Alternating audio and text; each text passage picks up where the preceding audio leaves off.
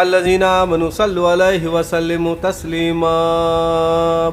اللهم صل على محمد وآل محمد. بسم الله الرحمن الرحيم.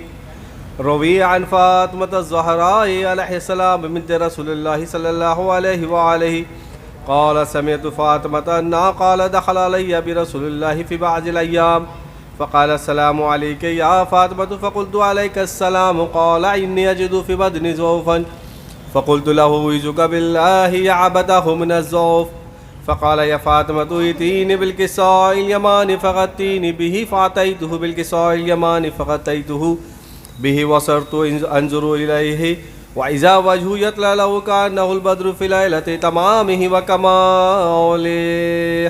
اللهم صل على محمد وآل محمد.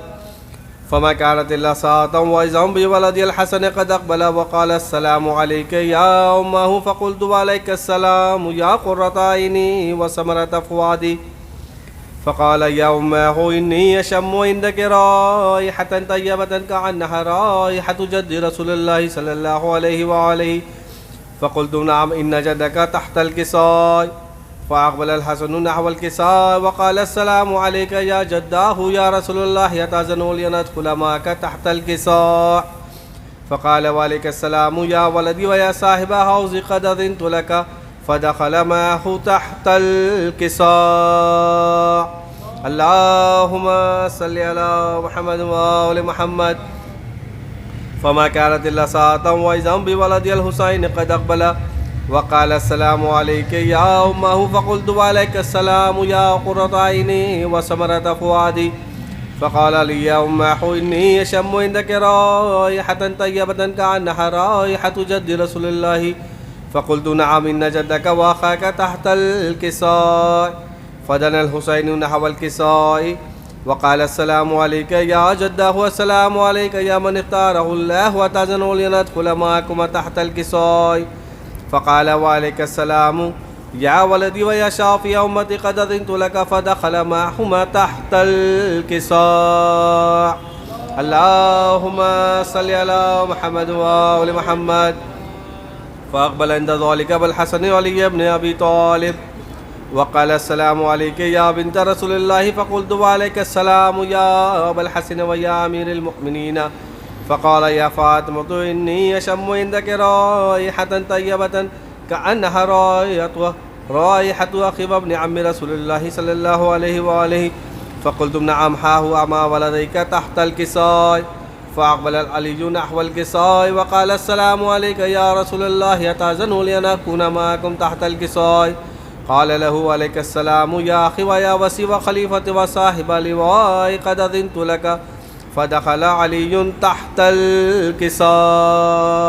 اللهم صل على محمد وآل محمد. ثم أتيت نحو الكساء وقلت السلام عليك يا أبته يا رسول الله أتأذن لي أن أكون معكم تحت الكساء فقال وعليك السلام يا بنتي ويا بزعتي قد أذنت لك فدخلت تحت الكساء فلما اكتملنا جميعا تحت الكساء أخذ برسول الله صلى الله عليه وآله بطرف الكساء أو يومها بيد اليمنى إلى السماء وقال اللهم إن هؤلاء أهل بيتي وخاصتي وحامتي لحمهم لحمي ودمهم دمي يؤلمني ما يؤلمهم ويحزنني ما يحزنهم أنا حرب لمن حاربهم وسلم لمن سالمهم وعدو لمن عادهم ومحب لمن أحبهم إنهم مني وأنا منهم فاجعل صلواتك وبركاتك ورحمتك وغفرانك ورضوانك علي وعليهم وأذهب عنهم الرجس وطهرهم تطهيرا.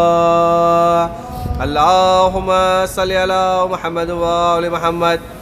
فقال الله عز وجل يا ملائكتي ويا سكان سماواتي إني ما خلقت سماعا مبنية ولا عرضا مدهية ولا قمرا منيرا ولا شمسا مضية ولا فلكا يدور ولا بحرا يجري ولا فلكا يسري إلا في محبة هؤلاء الخمسة الذين هم تحت الكساء.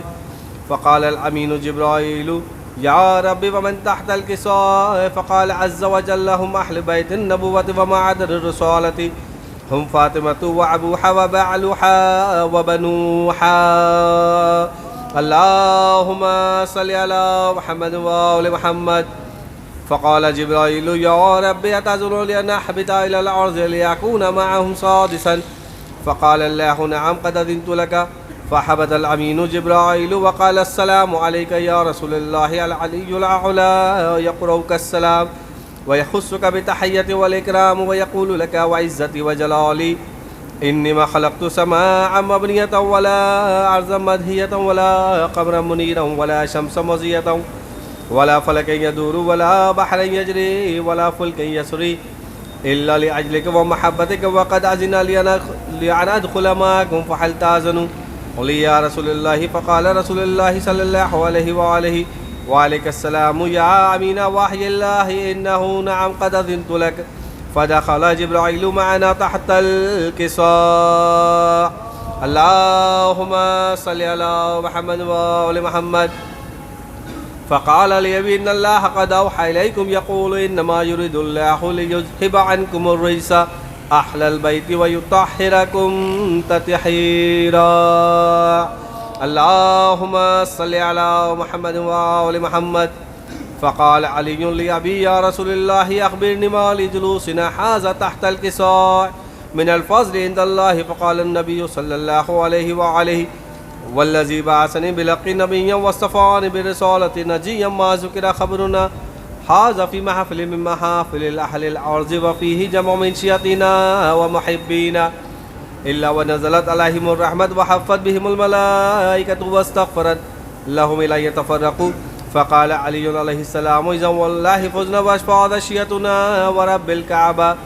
فقال برسول الله صلى الله عليه وآله يا علي والذي بعثني بلقي نبيا واصطفاني برسالة نجيا ما ذكر خبرنا هذا في محفل من محافل أهل الأرض وفيه جمع من شياطينا ومحبين وفيه محموم الله وفرج الله حماه. إلهي أمين. ولا مغموم الله وكشف الله غماه. إلهي أمين.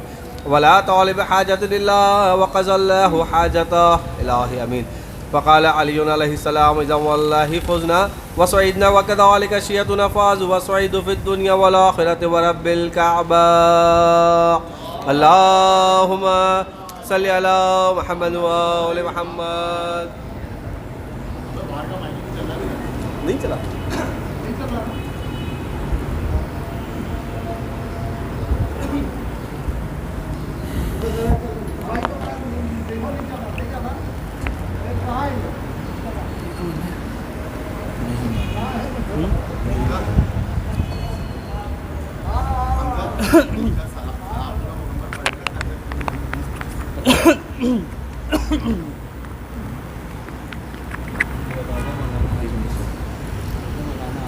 مولانا آ گئے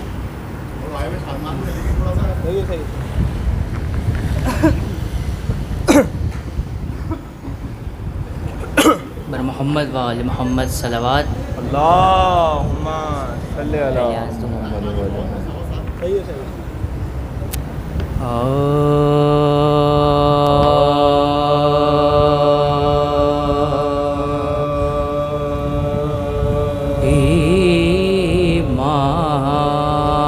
ایمان کی تصویر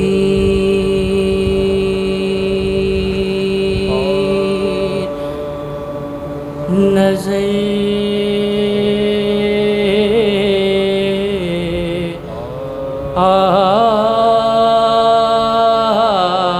آتی ہے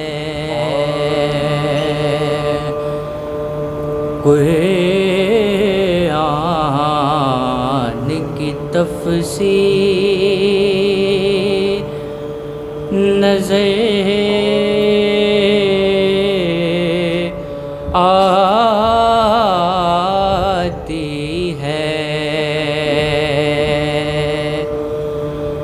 اللہ تیرے گھر کی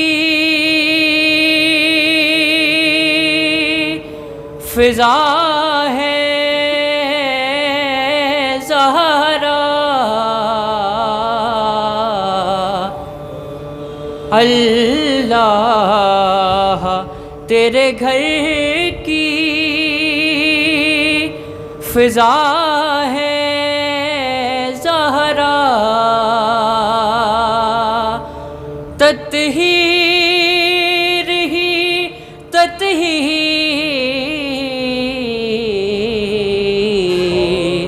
نظر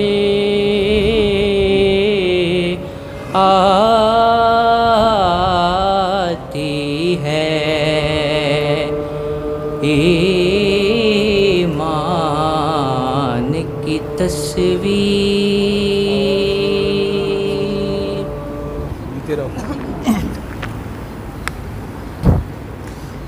درود پڑھ دے محمد والے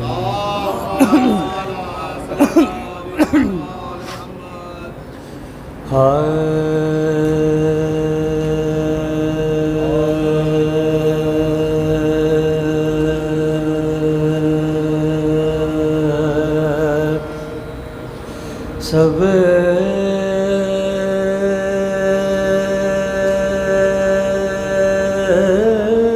کے مشکل کشا ہیں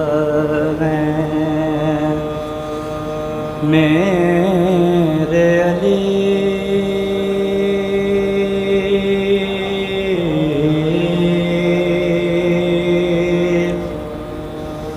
بات ایسی ڈھکی چھپی کیا ہے،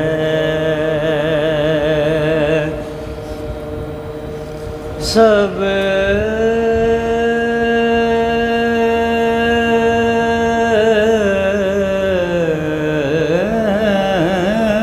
کے مشکل کشا ہیں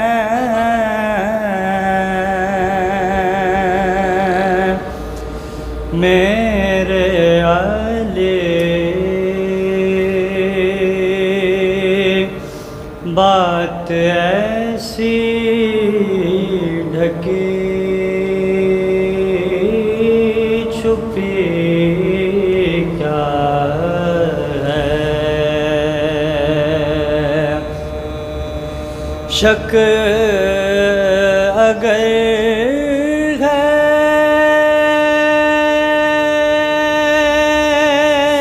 پکار کر دیکھو،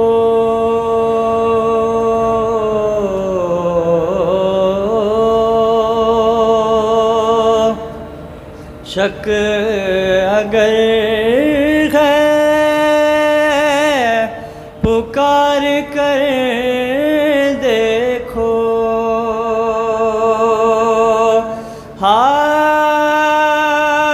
ہاتھ کنگن کو عارسی کیا ہے،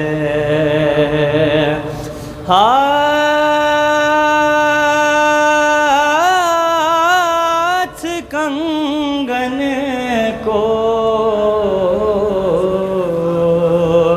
عارسی کیا ہے، سب کے مشکل کشا ہیں۔ درود پڑھ محمد والے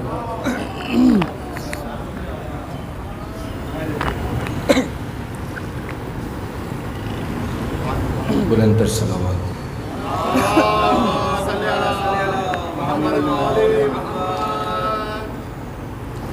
چونکہ آج مجلس رضا جناب جعفر بن غلامی، جن کو ہم پاپا کے نام سے جانتے تھے، جب میں یہاں آیا تو مطلب آپ کے بزرگ ہونا ایک بہت بڑی بات ہے، یعنی کہ اس دور میں جو ہمیں سپورٹ ملی وہ ایک جعفر پاپا ہی تھے، مولا ان کے درجات بلند کرے۔ بس مولا کے جو چاہنے والے ہوتے ہیں وہ کبھی مرتے نہیں ہیں، تو ایسا احساس میں ایریا میں بھی رہا ہوں تو کبھی نہیں ہوتا ہے کہ وہ نہیں ہے۔ جب بھی اس گلی سے گزر ہوتا ہے تو ایک اندازاً ایک سلام علی مدد والا ہے. مولا ان کی بلندی درجات کریں اور ان کی بلندی درجات کے لیے دو بار خلوص دل سے صلوات. اللہم صلی علی محمد و آل محمد. اللہم صلی علی محمد. جو ان کا مزاج تھا اس کے حوالے سے رباعی سماعتوں کی نظر ہے.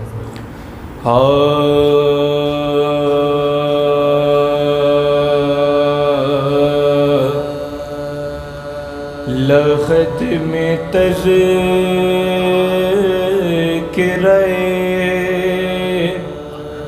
بو تراب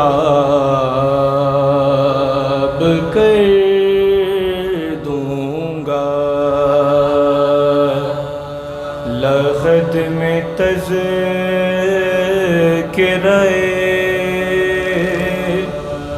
بو تراب کر دوں گا. سوال کوئی بھی ہو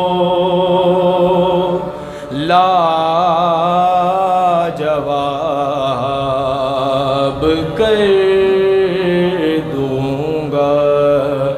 سوال کوئی بھی ہو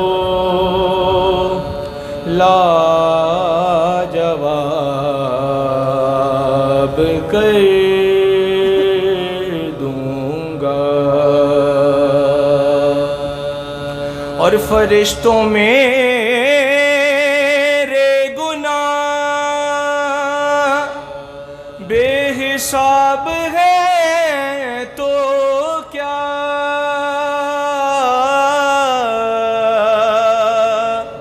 فرشتوں میرے گناہ بے حساب ہیں تو کیا. علی کو آنے دو سارا حساب کر دوں گا. علی کو آنے دو سارا حساب کر دوں گا. لغد میں تذکرہ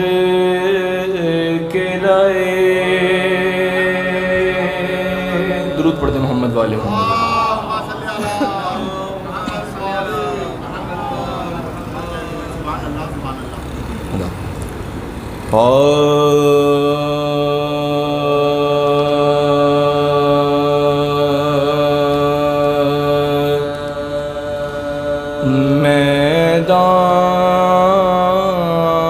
میدان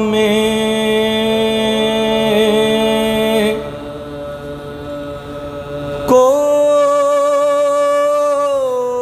کوئی جانے والا نہ رہا.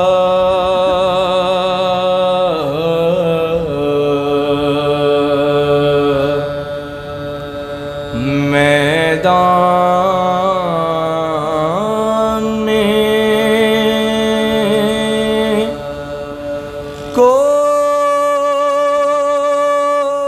کوئی جانے والا نہ رہا.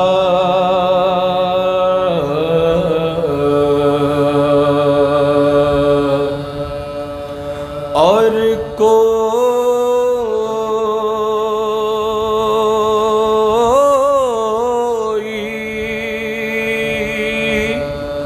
گلا کٹانے والا نہ رہا.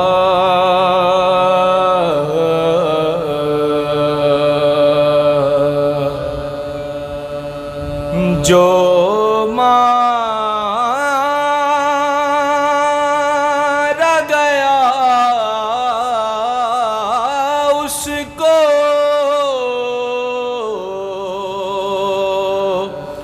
اٹھا لائے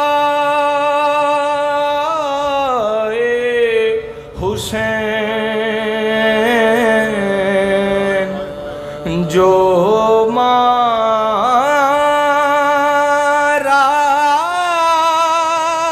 گیا اس کو اٹھا لائے حسین، شبیر کا کوئی لانے والا نہ رہا،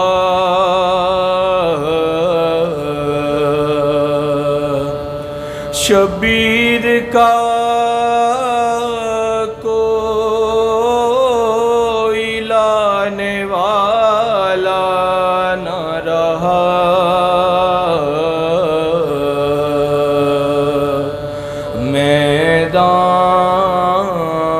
میدان میں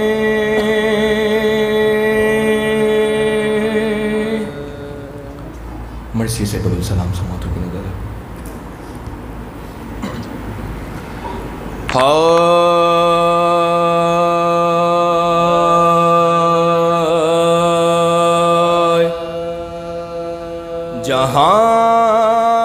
جہاں میں گرچہ ہر ایک چیز اعتباری ہے، جہاں میں گرچہ ہر ایک چیز اعتباری ہے، مگر حسین تیرے غم میں پائیداری ہے، مگر حسین تیرے غم میں پائیداری ہے، اور قسم خدا کی اسی کو قرار حاصل ہے، قسم خدا کی اسی کو قرار حاصل ہے، غم حسین میں جس دل کو بے قراری ہے، غم حسین میں جس دل کو بے قراری ہے، اور پل صراط سے مجھ کو وہی گزارے گی، پل صراط سے مجھ کو یہی گزارے گی، غم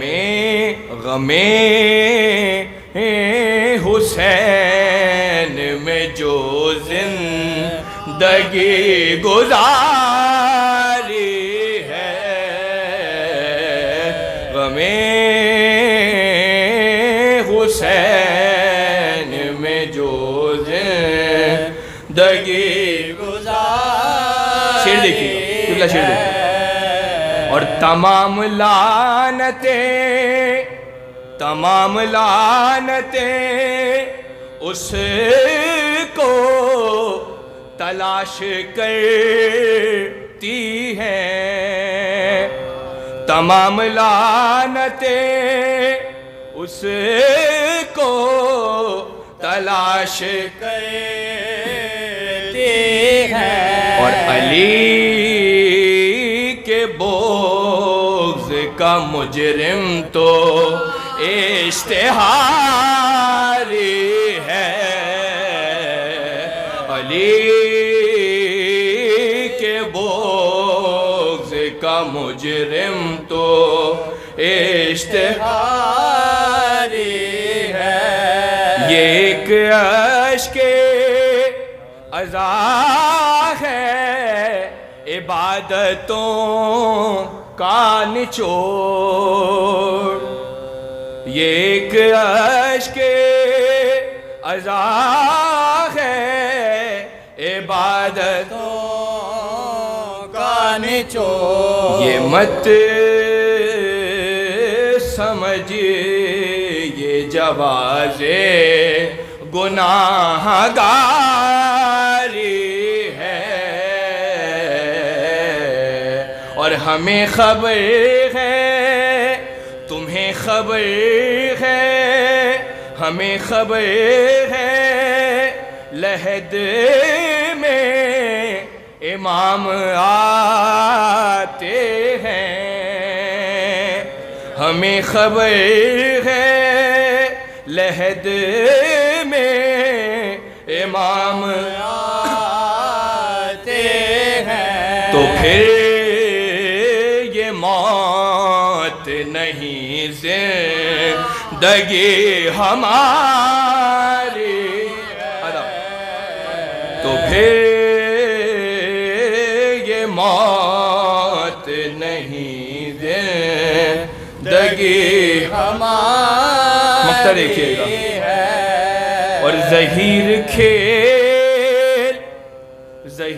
کھیل نہیں ہے لبوں پہ نام حسین، ظہیر کھیل نہیں ہے لبوں پہ نام حسین، یہ صرف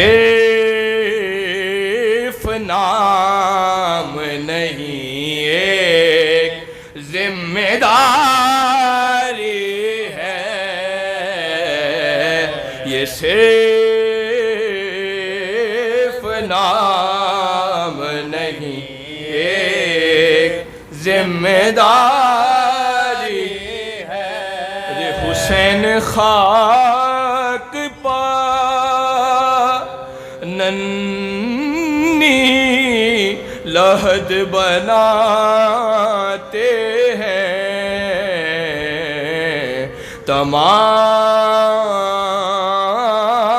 عالم فطرت پا سوگتاری ہے، ارے وہ بیبیاں جو شہیدوں کو کھل کے رو نہ سکے، انہی کی یاد میں اب تک یہ اشک باری ہے،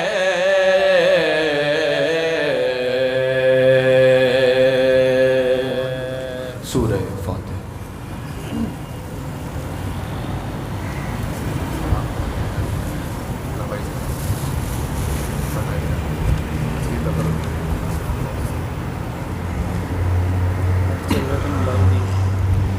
مزید ایک سورہ فاتحہ کے التماس سے سید حسن جعفر بن گرامی ابن سید ابو الحسن بن گرامی اور اپنے مرحومین کو شامل فاتحہ کر لیں۔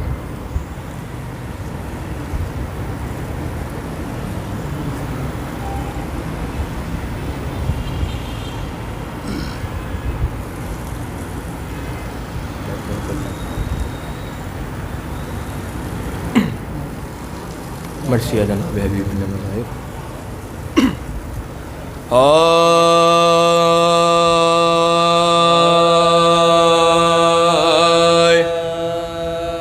جبرن میں حبیب ابن مظاہر گئے مارے، جبرن میں حبیب ابن مظاہر گئے مارے، برچھی لگی گھوڑے سے گرے ضعف کے مارے، یہ دیکھ کے یاور شہ والا کو پکارے، ارے جنت کو حبیب ابن مظاہر بھی سدھارے، جنت کو حبیب ابن مظاہر بھی سدھارے، ہوں آپ کے بچپن کے مصاحب کا ہوا دم بھرتا تھا شے کا وہ دم توڑ رہا، دم بھرتا تھا جو شے کا وہ دم توڑ رہا ہے، سر پیٹ کے حضرت نے کیا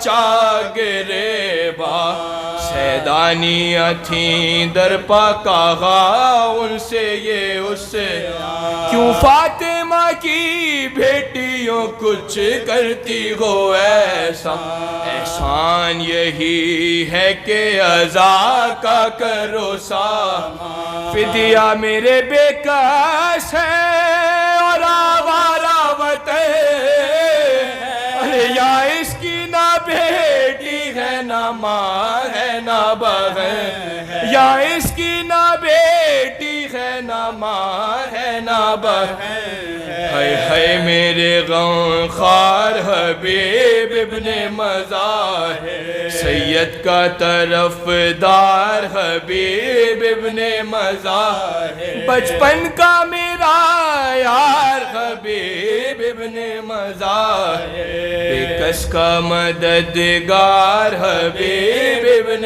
مظاہر، واللہ یہ ایک شیر تھا شیران خدا سے، آفت میں بچاتا تھا غم اہل جفا سے، آفت میں بچاتا تھا غم اہل جفا سے، لکھا ہے کہ فارغ ہوئے رونے سے جو سرور، لاشے کو رکھا لا کے شہیدوں کے برابر، تھا لشکر ظالم میں حسین ایک سے توں کرے، اس لاشے بے جاں کا قلم اس نے کیا سر، اور منتظر وقت وہ ظالم رہا رہے، یا تک کہ جدائی ہوئی شے کے سر و تن، سر کٹتے ہی لٹنے لگی شبیر کی سر کا،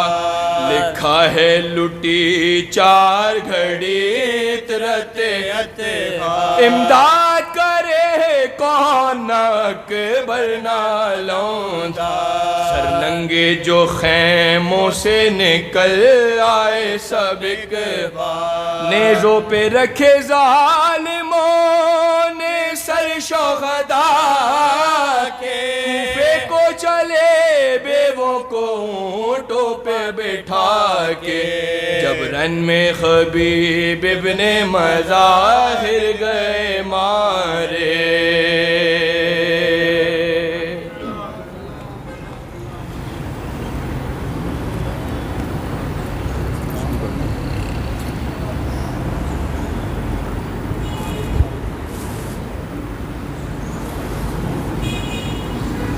درود پڑھ دیں محمد والے محمد۔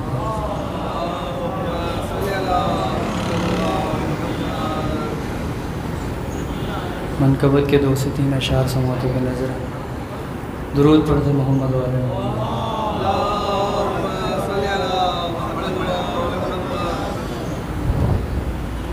انتظار اس کا سر عرش اولا ہوتا ہے،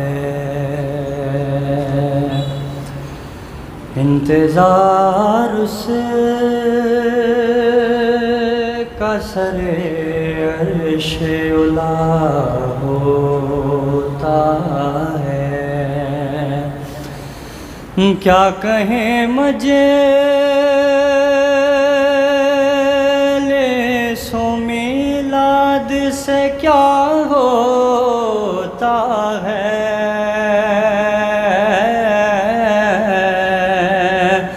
کیا کہیں مجلس و میلاد سے کیا ہوتا ہے، یوں بھی کچھ اجر رسالت کا ادا ہوتا ہے، یوں بھی کچھ اجر رسالت کا ادا ہوتا ہے، اس جگہ گردش ایام ٹھہرتی ہی نہیں،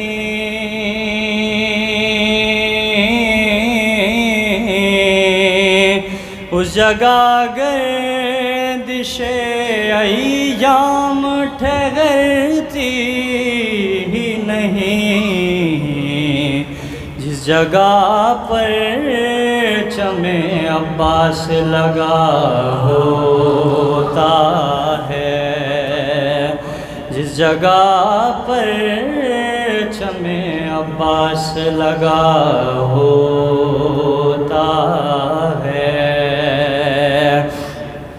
اور آ کے لے جاتے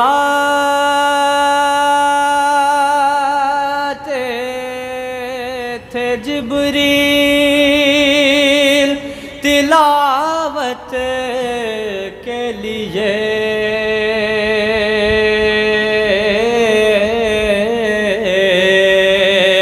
آ کے لے جاتے تھے جبریل تلاوت کے لیے،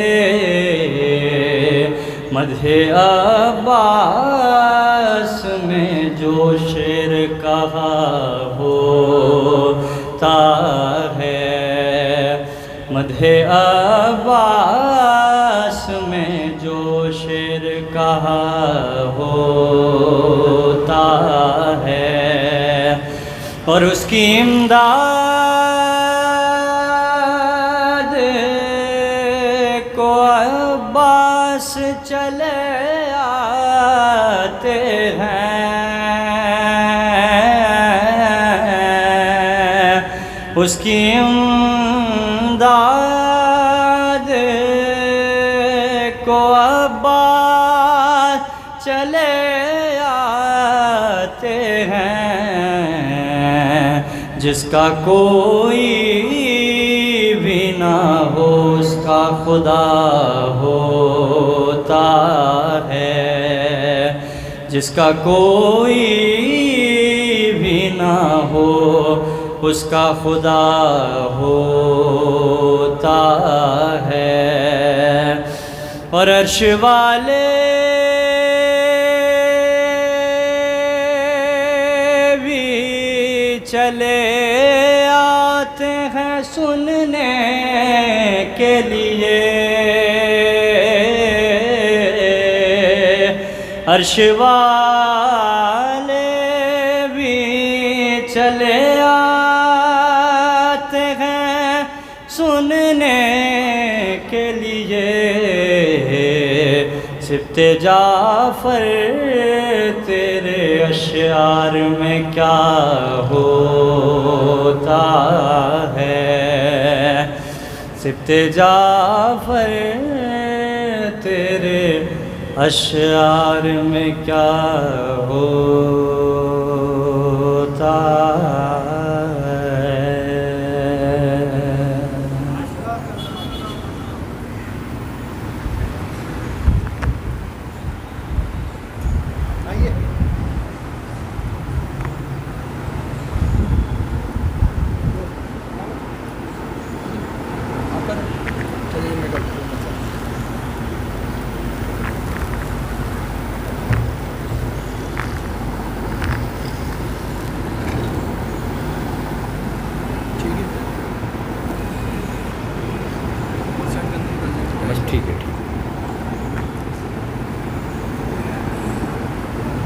برائے خوشنودی جناب ابو طالب علیہ السلام بآواز بلند نعرہ صلوات۔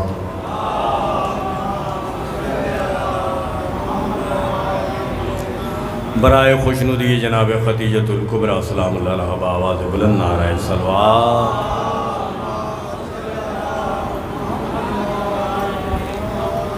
مرحوم جعفر بالگرامی کی روح کی بلندی درجات کے لیے بآواز بلند نعرہ صلوات۔ اللہم صلی علی محمد و آل محمد۔ 4 مصرعے آپ کی سماعت تک نظر بالکل تازہ پہلی دفعہ آج پڑھوں گا، لیکن اس سے پہلے یہ گزارش کر رہا ہوں کہ آپ لوگ ذرا سی آگے آ جائیں تو مجلس کی رونق میں اضافہ ہو جائے گا اور بعد میں آنے والوں کی جگہ بھی بن جائے گی۔ اگر زحمت نہ ہو تو ذرا سی آگے آ جائیں۔ بڑی محبت.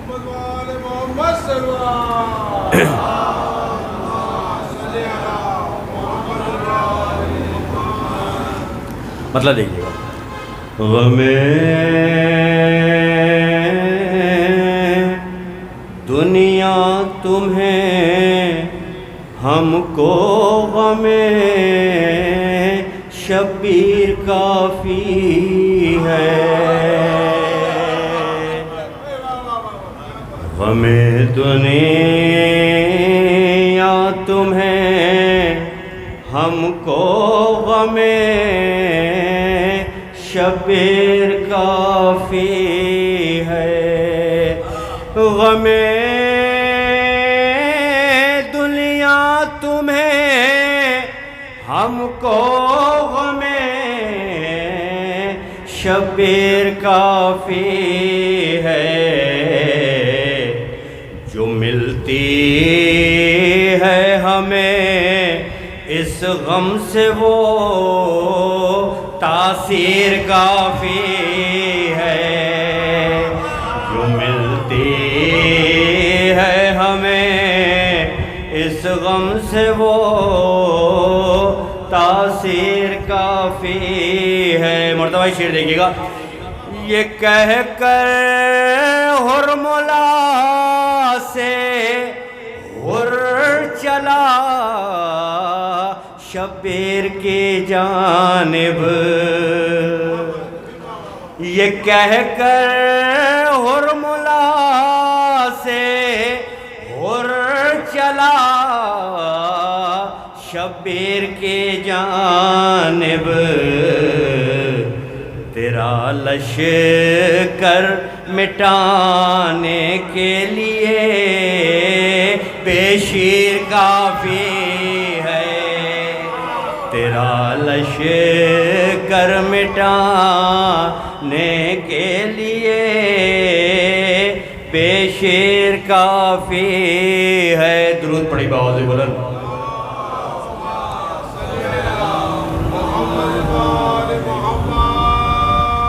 ایک دفعہ اور درود کا سہارا دیجیے.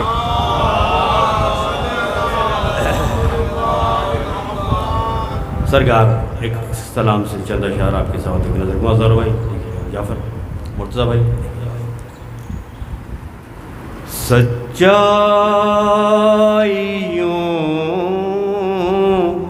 سپرد قلم کر رہا ہوں میں. سچائیوں سپرد.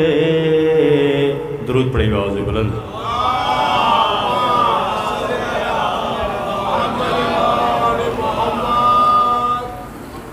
ایک دفعہ اور درود پڑھیں گے آواز بلند.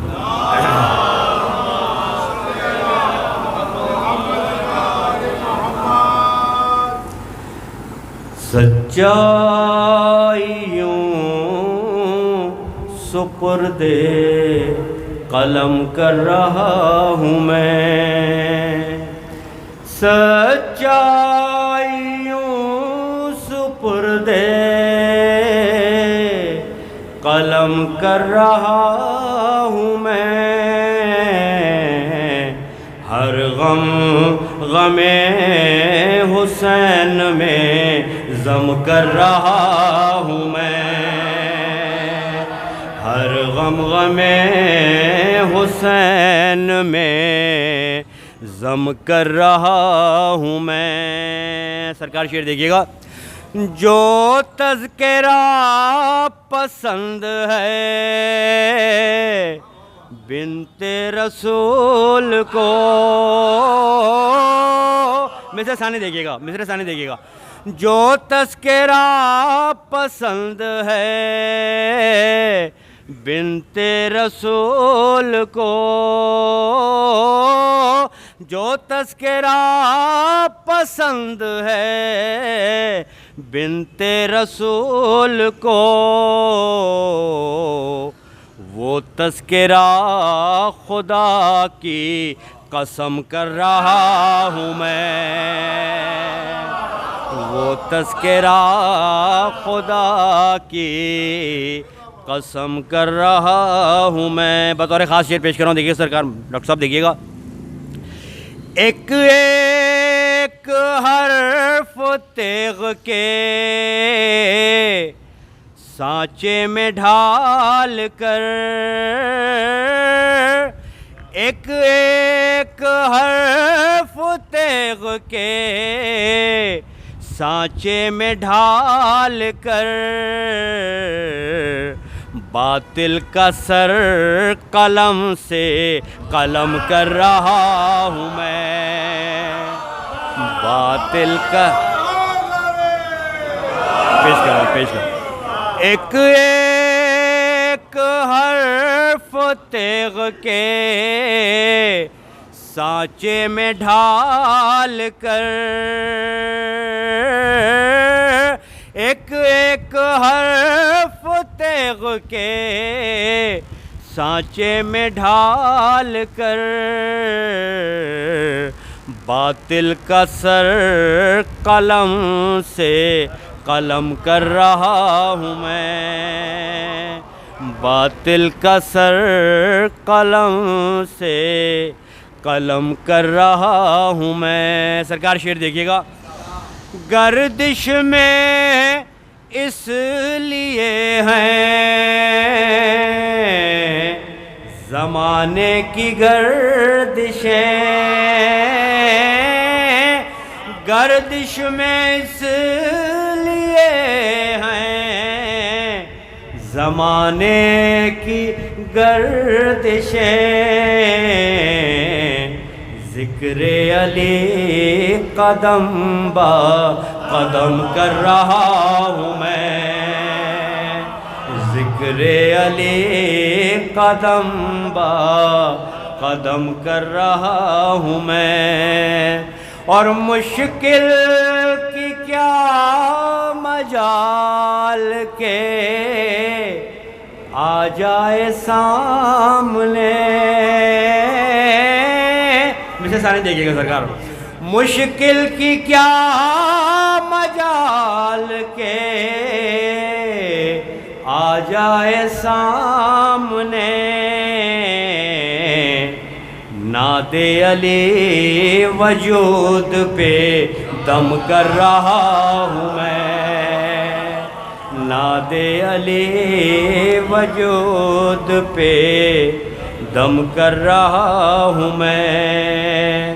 اور مجھ کو غم حیات سے مل جائے گی نجات, مجھ کو غم حیات سے مل جائے گی نجات.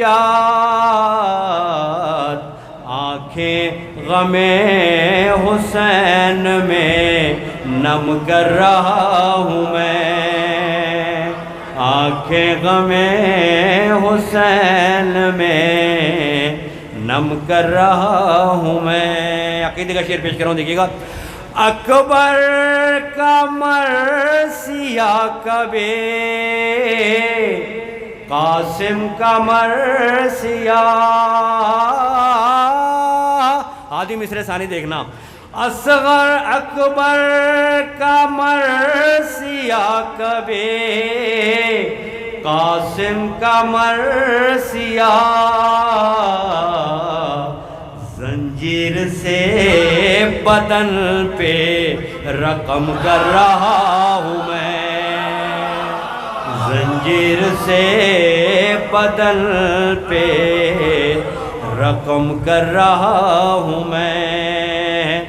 فرش عذاب پہ ارتضا قلب و نظر کے ساتھ, فرش عذاب پہ ارتضا قلب و نظر کے ساتھ,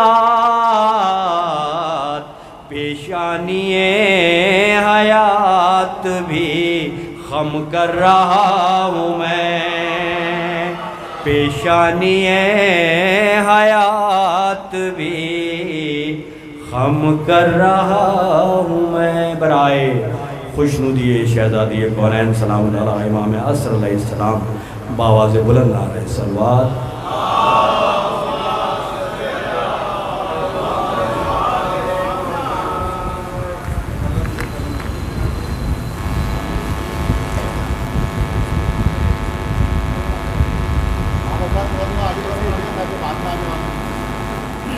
محمد وآل محمد صلوات.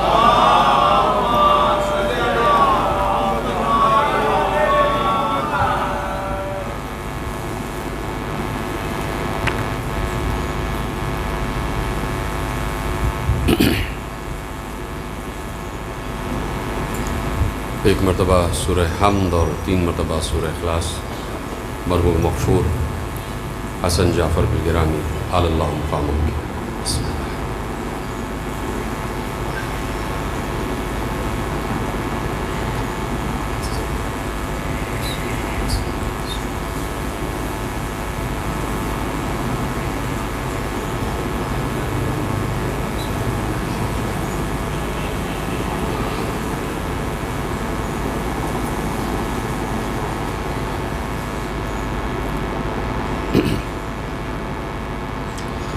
اعوذ باللہ السمیع العلیم من الشیطان اللعین الرجیم.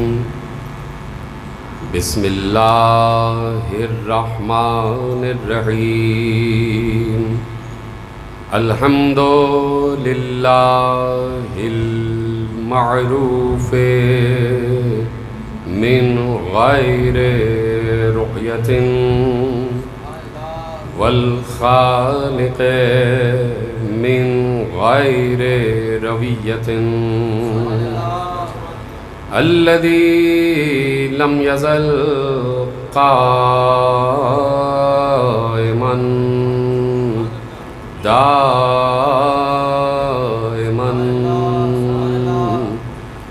اذ لا سماء ذات ابراج ولا لیل داج ولا بحر ساج ولا ارض ذات مہاد ولا خلق ذو اعتماد. والصلاة والسلام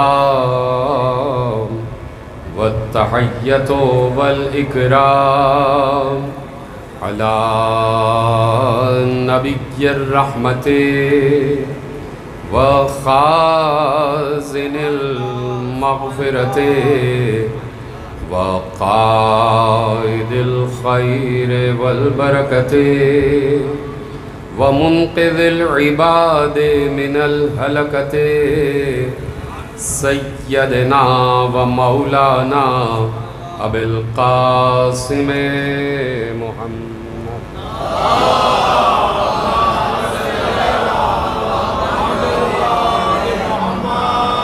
وأهل بيته الطيبين الطاهرين المعصومين المظلومين المنتخبين المنتجبين الذين أذهب الله عنهم الرجس وطهرهم تطهيرا.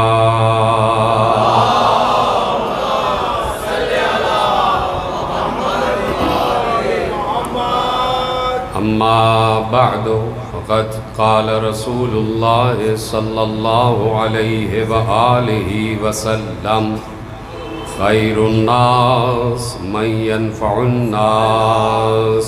صلوات پڑھے محمد وآلہ.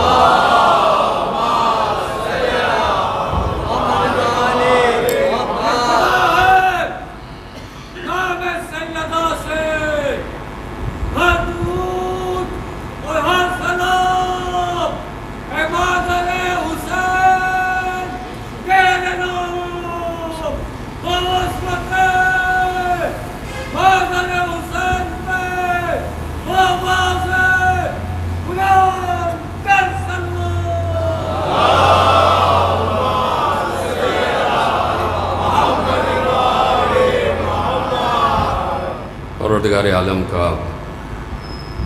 हम सब पर मुसलसल करम, रहम और उसकी शफ़क़त जारी और सारी है कि उसने हमें इस गुज़रते हुए ज़माने में मुश्किलों और सऊबतों में डालकर अपने से करीब किया हुआ है। ये मुश्किलात, ये सऊबतें, ये मुसीबतें, ये उलझन, ये इस्तिराब, ये परेशानी, ये अल्लाह के मखसूस बंदों पर आती, जिनके हालात यकसा तौर पर खुशहाली से मंसूब रहते हैं, तो गया अल्लाह पर उनका कोई हक़ नहीं होता। इसलिए अल्लाह जब बंदों को अपने से करीब करना चाहता है तो इस दुनिया की मुसीबतों में उसे मुब्तला करता है, इसलिए कि वो चाहता है कि बंदा मुझे याद करे, बंदा मुझे याद करे, मुझे बुलाए, मुझे पुकारे, इस्तिग़ासे की मंजिल पर आ जाए। तो इसीलिए उसने इस कारगाहे हस्ती में जितने भी इंसान अंबिया की सूरत में भेजे, जितने भी इंसान औलिया की सूरत में भेजे, जितने भी इंसान औसिया की सूरत में भेजे, सिवाय चंद के, और वो भी सिर्फ इसलिए कि अल्लाह दिखाना चाहता था, सिवाय चंद के किसी को भी अल्लाह ने दुनियावी हुकूमतों से नहीं नवाजा। सिवाय चंद, मैंने कह दिया कि जनाब सुलेमान, जनाब दाऊद, ये वो अंबिया हैं कि जिनसे अल्लाह ने, जिनके ज़रिए से उम्मत का इम्तिहान लिया कि हम ये भी कर सकते हैं कि अपने अंबिया को हम मुल्क भी दे सकते हैं, और वो मुल्क जिसे तुम मुल्क कहते हो। तो इसलिए मैंने अर्ज़ किया कि इस कारगाहे हस्ती में जितने भी अंबिया गुज़रे हैं, जितने भी औसिया गुज़रे हैं, जितने भी औलिया गुज़रे हैं, नबी, वसी, रसूल, वली बनता ही उस वक्त है कि अल्लाह ये देखता है कि जो जितनी मुसीबतें बर्दाश्त करने की सलाहियत रखता है, उतना उतना उसके रुतबों में भी इजाफा होता है। यानी उसने जनाब इब्राहीम को नबी बना दिया, उसने जनाब इब्राहीम को रसूल बना दिया, उसने जनाब इब्राहीम को खलील बना दिया, इतने बड़े ओहदों से नवाज दिया। लेकिन उस वक्त तक जनाब इब्राहीम को इमाम नहीं बनाया जब तक इब्राहीम का इम्तिहान न ले लिया, जब तक हज़रत इब्राहीम का इम्तिहान न ले लिया। और इम्तिहान इब्तिला की सूरत में मुब्तला किया। इब्तिला इब्राहीम, हमने इब्राहीम को मुब्तला किया। मुब्तला, इब्तिला, इब्तिला यानी बला में मुब्तला हो जाने को इब्तिला कहा जाता है। हमने उन्हें इम्तिहान की मंजिल से गुजारा, और जब वो कामयाब हो गए तो हमने उनके रुतबों में इजाफ़ा कर दिया। तो देखिए, ये कारगाहे हस्ती, इस कारगाहे हस्ती में अगर कोई मंजिल है, किसी मंजिल का तयन किया हुआ है, उस मंजिल तक पहुँचने के रास्ते में जब तक मुसीबतें ना आएँ तो मंजिल तक पहुँचने का लुत्फ़ भी नहीं आता। मुझे नहीं मालूम है जुमला आप तक पहुँचा है कि नहीं पहुँचा। कोई चीज़ बग़ैर तगो दौ के, बग़ैर जिद्दोजहद के, बग़ैर कदो काविश के हासिल हो जाए, उसकी वो अहमियत नहीं होती कि आपके पास वो चीज़ आ जाए कि जिसको हासिल करने के लिए आपने करोड़ों मुसीबतें उठाई हैं, और जब वो चीज़ आपके हुसूल की मंजिल पर आती है तो फिर आपकी सरशारी और आपका कैफ, आपका जज़्ब और आपकी कामयाबी का एहसास कुछ और ही मंजिल तक पहुँचता। तो इसलिए वो चाहता है कि हम चूँकि तुम्हें बड़ा मर्तबा दे रहे हैं तो हम तुम्हें बड़ी आजमाइश से भी गुजारेंगे, और अगर इस आजमाइश पर पूरे उतरते चले जा रहे हो तो समझ लो कि तुम हमारे रास्ते पे आ रहे हो। इसलिए कि मैं इसी मंजिल पर एक जुमला कहता हूँ, इसलिए कि शैतान किसी गलत रास्ते पे बैठ के नहीं बहका रहा।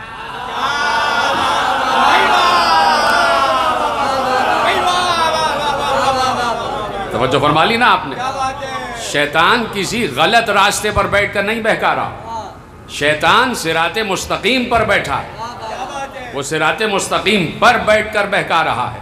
تو جا کے آپ مولویوں سے کہہ دیجئے، آپ مفتیوں سے کہہ دیجئے، آپ ملاؤں سے کہہ دیجئے، آپ کٹ ملاؤں سے کہہ دیجئے، آپ کج اداؤں سے کہہ دیجئے، آپ کم علم سے کہہ دیجئے، آپ تجاہل عارفانہ رکھنے والوں سے کہہ دیجئے، آپ اس معاشرے کے ہر ملا سے کہہ دیجئے جو دنیا کو یہ بتانا چاہتا ہے کہ ہم سے پوچھو صراط مستقیم کیا ہے، ہم سے پوچھو صراط مستقیم کیا ہے، اس سے کہیے گا کہ تم سے پہلے تو شیطان کو معلوم ہے صراط مستقیم کیا ہے۔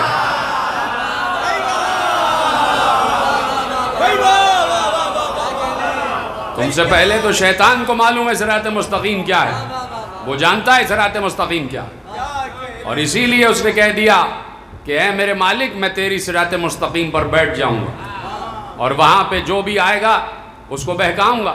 اس نے یہ نہیں کہا کہ میں قدوں میں بیٹھ جاؤں گا، میں شراب خانوں میں بیٹھ جاؤں گا، اس نے یہ نہیں کہا کہ میں بت قدوں میں بیٹھ جاؤں گا، نہیں، اس نے کہا تیری صراط مستقیم پر بیٹھ جاؤں گا۔ اس کا مطلب یہ ہے کہ جو راستہ اللہ کی طرف آتا ہے اس راستے کا علم ہے شیطان کو، جانتا ہے کہ وہ راستہ کون سا راستہ ہے۔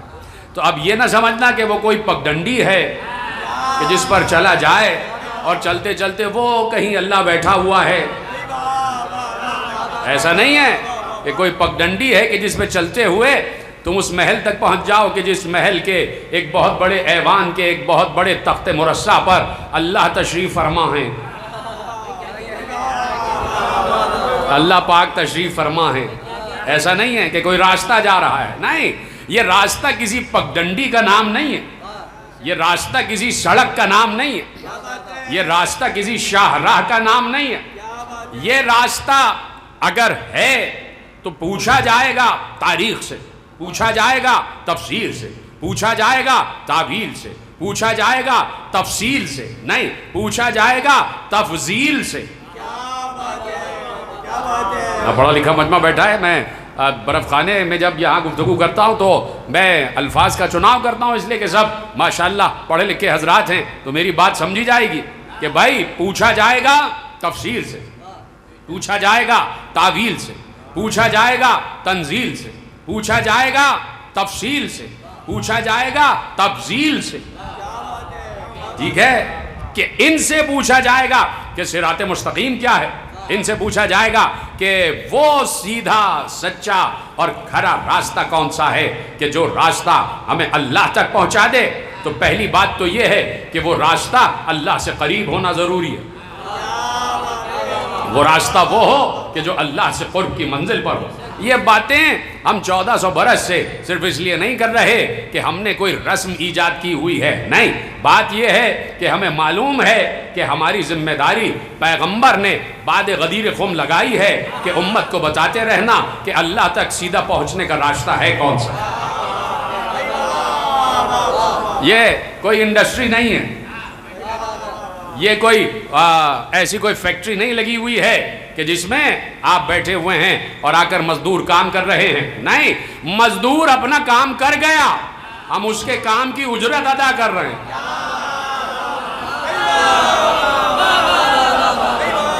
پتہ نہیں جملہ آپ تک پہنچا کہ نہیں پہنچا؟ یہ تو قرآن کی آیت ہے۔ تو اب یہ کوئی ایسی سیاسی پارٹی کا جلسہ نہیں ہوتا 1400 برس سے، یہ بات ہو رہی ہے کہ جہاں بیٹھ کر دنیا کو یہ بتایا جائے کہ تم اس مہکتی ہوئی، چہکتی ہوئی، لہکتی ہوئی اور بہکتی ہوئی دنیا میں بہہ کے چلے جا رہے ہو، تو کوئی گروہ ہر دور میں ایسا ہونا چاہیے جو یہ بتائے کہ بالمعروف کیا ہے اور عن المنکر کیا ہے، معروف کسے کہتے ہیں اور منکر کسے کہتے ہیں۔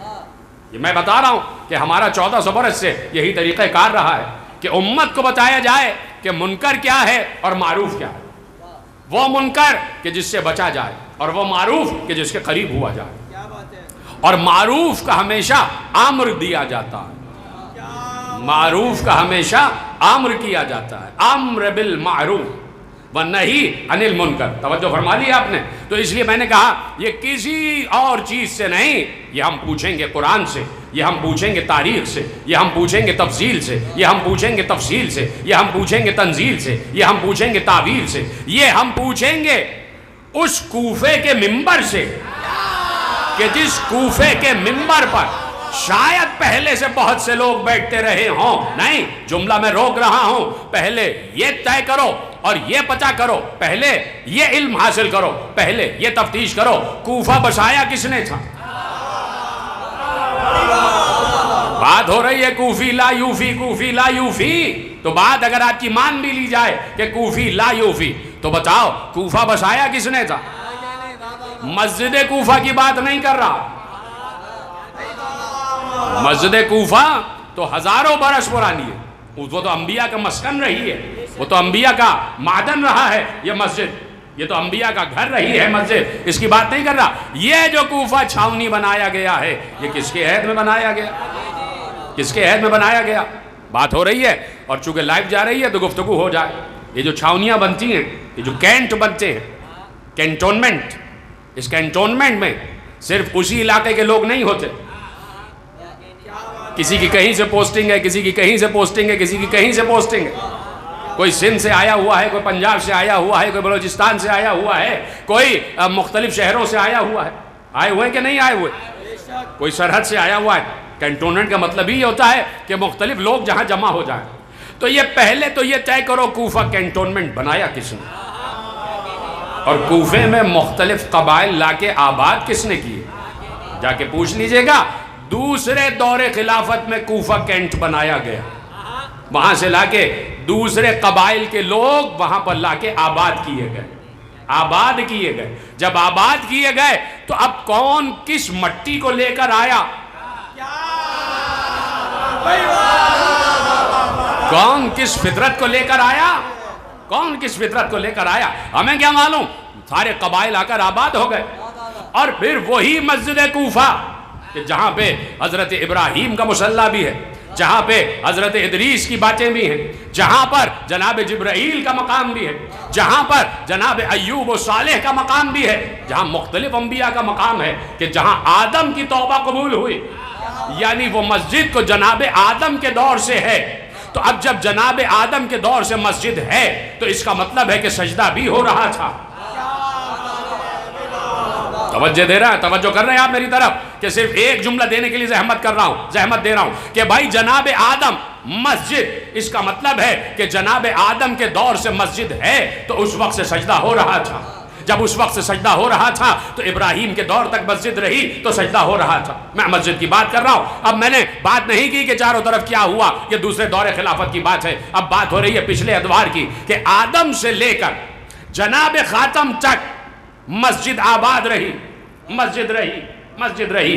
اور جب مسجد رہی تو سجدہ بھی ہوتا رہا، جب سجدہ ہوتا رہا تو جمعہ بھی ہوتا رہا، جب جمعہ ہوتا رہا تو اس جمعے کے لیے خطبہ بھی ہوتا رہا، جب خطبہ ہوتا رہا تو اس خطبے کے لیے ممبر بھی رہا. تو اس کا مطلب ہے یہ ممبر حضرت آدم کے دور سے خاتم تک تھا. لیکن آدم سے خاتم تک جب بھی کوئی اس ممبر پہ بیٹھا تو سوائے ایک کے کسی نے نہ کہا سلونی.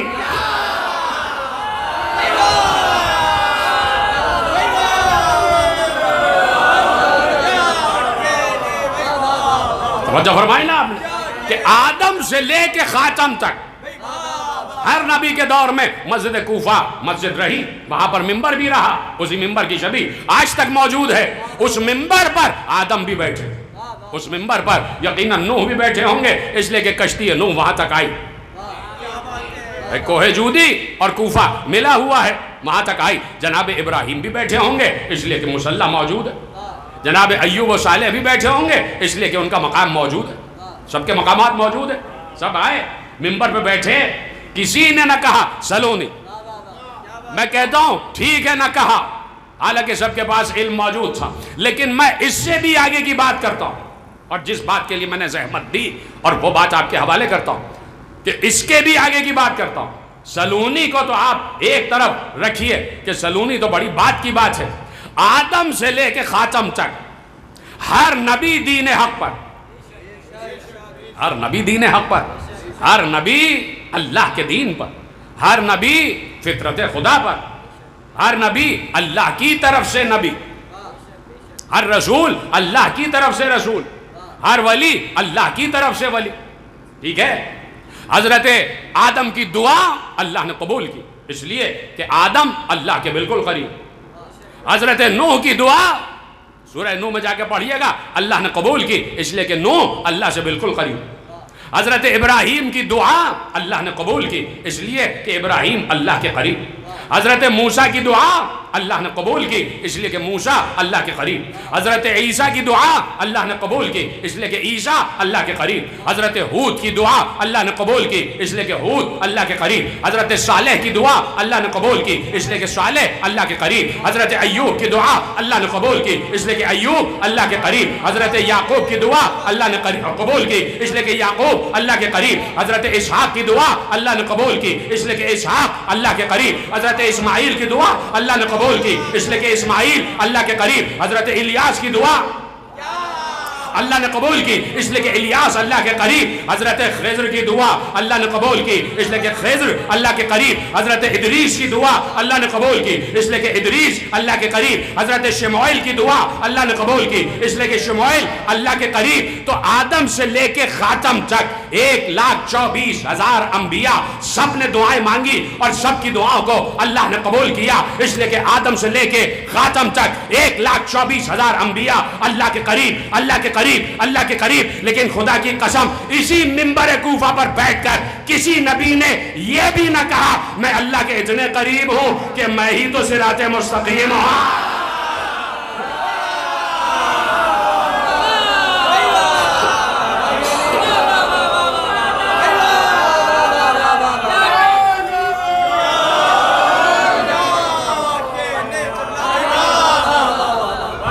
کسی نبی نے یہ نہ کہا کہ انا صراط المستقیم.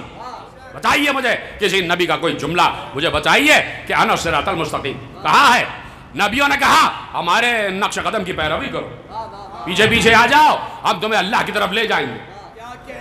لیکن صرف ایک وجود ایسا گزرا، وہ بھی مصطفیٰ کا وسیع، وہ بھی مصطفیٰ کا وسیع کہ جس نے کہا کہ نہ ڈھونڈو ادھر ادھر کہ صراط مستقیم کیا ہے. انا صراط المستقیم، میں ہوں سیدھا اور سچا راستہ، میں ہوں سیدھا اور سچا راستہ. ابھی آپ نے ارتضیٰ جونپوری صاحب سے بھی سنا کہ بھائی اپنے پورے مقصد حیات کو دیکھو، اپنے پورے مشاہدہ حیات کو دیکھو کہ کس کس نے اپنے دل کے ورق پہ نام علی لکھا ہوا ہے. ورق دل پر اگر نام علی لکھا ہے تو اس کا مطلب ہے کہ تم جانتے ہو کہ صراط مستقیم کیا ہے. تو اس لیے پلٹ رہا ہوں واپس کہ سوائے ایک وجود کے کہیں ہمیں کوئی آواز سنائی نہ دی کہ انا صراط المستقیم، انا صراط المستقیم، میں ہوں صراط مستقیم. کون کہہ رہا ہے؟ علی. علی کہہ رہے ہیں میں ہوں صراط مستقیم. یعنی آدم سے لے کے خاتم تک، اور پھر خاتم کا جب دور شروع ہوا کوہ ابو قبیس سے لے کر اور واپس مسجد نبوی تک، حجۃ الوداع اور غدیر خم کے بعد واپس آنے تک، کوہ ابو قبیس سے لے کر اور غدیر خم کا خطبہ دے کے واپس مدینے آنے تک اور وصال رسالت تک، وصال رسول تک. یقین ہے آپ کو نا؟ یقین 23 برس آپ نے پوری پیغمبر کی حیات کا مشاہدہ کیا ہوا ہے، حیات رسالت کا مشاہدہ کیا ہوا ہے. جو 23 برس پیغمبر نے احکامات خداوندی پہنچائیں اس کا پورا مشاہدہ آپ کے پیش نگاہ ہے. آپ اپنے مطالعے کی روشنی میں مجھے بتائیں کہ 23 برس پیغمبر نے جتنی نمازیں پڑھائی ہیں ہر نماز میں کہا اہدنا الصراط المستقیم.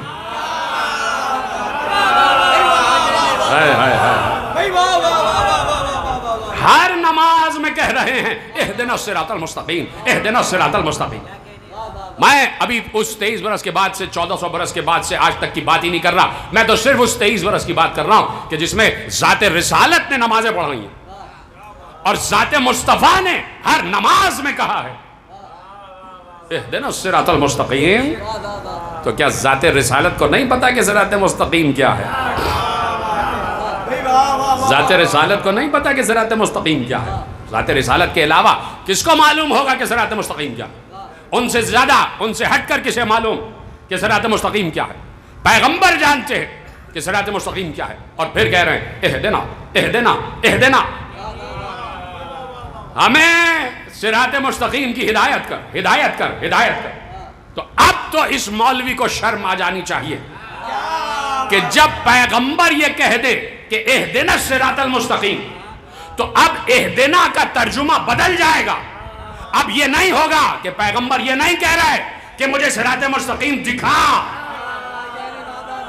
خدا کے لیے سمجھیں یہ بات میری، کہ پیغمبر کی ذات پر جب یہ جملہ آ جائے گا اہدنا الصراط المستقیم، تو یہاں اہدنا کا مطلب یہ نہیں ہوگا کہ ہمیں صراط مستقیم کا پتہ بتا دے، پتہ بتا دے۔ کیوں؟ آدم نے، نوح نے، ابراہیم نے، موسیٰ نے، عیسیٰ نے ایک ایک مرتبہ دعا مانگی، فوراً قبول ہو گئی۔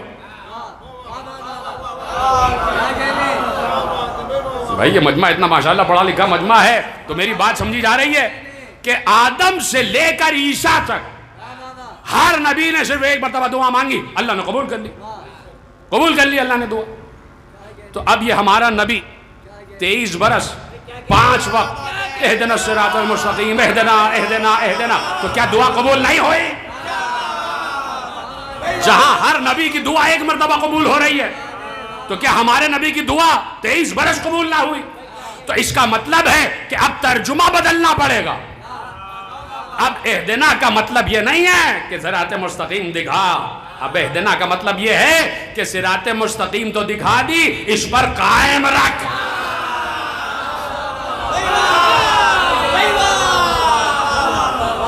اس پر قائم رکھ، صراط مستقیم دکھا دی، اس پر قائم رکھ، ہمیں صراط مستقیم پر باقی رکھ۔ کیا مطلب؟ مطلب یہ کہ پروردگار جب ہم صراط مستقیم پر آ گئے تو باقی رکھ کا مطلب یہ ہے کہ پروردگار ہمیں دائیں کے حملے سے بھی محفوظ رکھنا، بائیں کے حملے سے بھی، سامنے کے حملے سے بھی، پیچھے کے حملے سے بھی، اس لیے کہ اسی صراط مستقیم پر شیطان بیٹھا ہوا ہے۔ تو اب اہدنا الصراط المستقیم کا مطلب اب کیا ہوا کہ پروردگار ہمیں صراط مستقیم پر آ کر شیطان کے حملوں سے محفوظ رکھ۔ صلوات پڑھیں محمد و آل محمد پر۔ علماء تشریف لے آئے ہیں، ان کی موجودگی میں جملے عرض کر رہا ہوں۔ تو اب 23 برس پیغمبر نے 52 رکعتیں ہر روز پڑھی ہیں کہ نہیں پڑھی ہیں؟ 17 تو واجب ہے۔ تو اب نبی پر، وسیع پر، ولی پر ہر چیز جو ہے وہ واجب ہوتی ہے، جو ہم پر مستحب ہے وہ پیغمبر پر واجب ہے، نبی پر واجب ہے۔ تو پیغمبر نے واجب سمجھ کر نمازیں پڑھی ہیں۔ تہجد کی نماز تو پڑھی ہی ہے، پڑھی ہے کہ نہیں پڑھی؟ تو اب تہجد میں بھی اللہ سے چپکے چپکے سے کہہ رہے اہدنا الصراط المستقیم،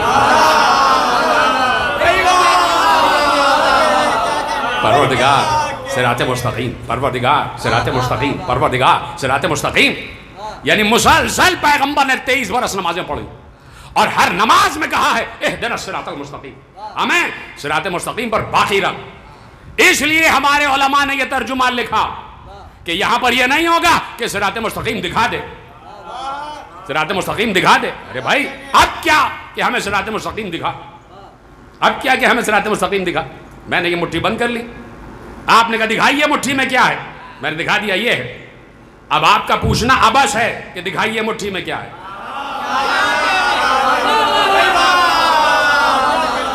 جب پتہ چل گیا کہ ہماری مٹھی میں یہ تسبیح ہے تو اب کیوں پوچھ رہے ہو کہ دکھاؤ مٹھی میں کیا ہے؟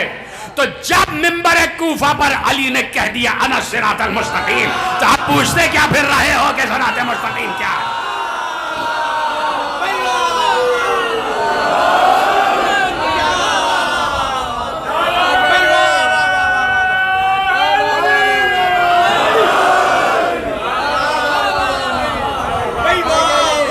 کہ یہ علی وہ راستہ ہے، یہ علی وہ راستہ ہے۔ جملہ پلٹ دوں، یہ راستہ وہ علی ہے، یعنی وہ بلند راستہ ہے، وہ اعلیٰ راستہ ہے۔ یہ علی وہ راستہ ہے جو علی اعلیٰ تک پہنچاتا ہے۔ یہ ہے بات، یہ 1400 برس کی امت کو سمجھا رہے ہیں کہ بھائی یہ مجلسیں جو برپا کر رہے ہیں اسی لیے تاکہ تمہیں بتا دیں کہ ایک شخص تھا جو کہہ گیا کہ میں ہوں صراط مستقیم، میں ہوں صراط مستقیم۔ تو اس کا کیا مطلب ہے؟ اس کا مطلب یہ ہے کہ ملا سے جا کے کہو کہ ہمارے علماء نے بتا دیا کہ صراط مستقیم علی ہے، ٹھیک ہے، اور اب آگے کی بات کیا ہوئی کہ قرآن نے بتایا کہ شیطان کو معلوم ہے کہ صراط مستقیم کیا ہے، وہ جانتا ہے صراط مستقیم، اس لیے اس نے کہا تیری صراط مستقیم پر بیٹھ جاؤں گا اور دائیں سے بائیں سے آگے سے پیچھے جہاں سے لوگ جائیں گے ان کو آگے پیچھے دائیں بائیں سے بہکاتا جاؤں گا اور انہیں اس راستے سے ہٹاؤں گا، یعنی شیطان بڑے اطمینان سے ہو جاتا ہے جب وہ یہ دیکھتا ہے کہ لوگ علی سے دور ہیں، بہت مطمئن ہو جاتا ہے جب وہ یہ دیکھتا ہے کہ لوگ علی سے دور ہیں، میں صرف ایک بات پوچھنا چاہتا ہوں، اور دیکھیے اب میں اس سوال کو اپنے مولا کی طرف بھی منطبق کر سکتا ہوں، لیکن چونکہ عالم اسلام اس وقت یہ 2 لائیو حوالوں سے گفتگو جا رہی ہے تو نہ معلوم کون کون باتیں سن رہا ہوگا، تو میں ابھی اپنے مولا علی کی بات نہیں کرتا، میں رسول اللہ کی بات کرتا ہوں کہ کوئی شخص 5 وقت کا نمازی ہے اور کوئی نماز بھی اس سے نہیں چھوٹتی اور روزے دار ہے، سال بھر کے روزے رکھتا ہے اور مسلسل حج گزار بھی ہے اور سارے مستحبات بھی ادا کرتا لیکن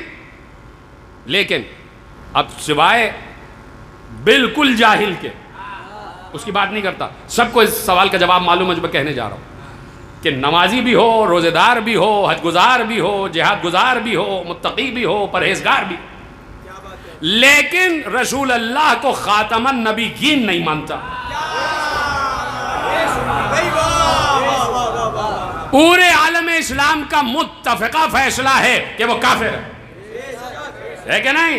جو ختم نبوت کا انکار کر دے وہ کافر، پوچھو کیوں بھائی کیوں کافر؟ نبی سے تو بڑا اللہ ہے، وہ اللہ کو تو مان رہا ہے، اللہ کے لیے سمجھیں اس بات، دنیا کو سمجھائیں کہ کیوں؟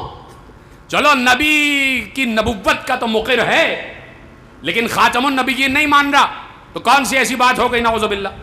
اللہ کو تو مان رہا ہے، اللہ سے بڑا کوئی نہیں ہے، اللہ کا تو سجدہ کر رہا ہے، تو پھر نماز قبول ہو جائے، پھر اللہ کیوں اسے رد کر رہا ہے؟ اب سمجھ میں آیا کہ اللہ بغیر صراط مستقیم اپنے تک ہر آنے والے کو بالکل اسی طرح مردود بارگاہ قرار دیتا ہے جیسے شیطان کو قرار دیتا ہے،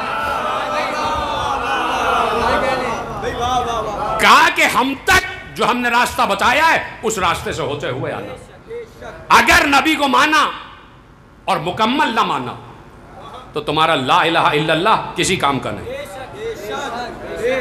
اگر نبی کو مانا اور مکمل نہ مانا تو تمہاری نمازیں کسی کام کی نہیں، اگر مصطفیٰ کو نبی مانا اور مکمل نہ مانا، خاتم النبیین نہ مانا تو تمہارے روزے منہ میں مار دیے جائیں گے، اگر مصطفیٰ کو مانا اور ختم نبوت کو نہ مانا تو تمہارا جہاد تمہارے منہ میں مار دیا جائے گا۔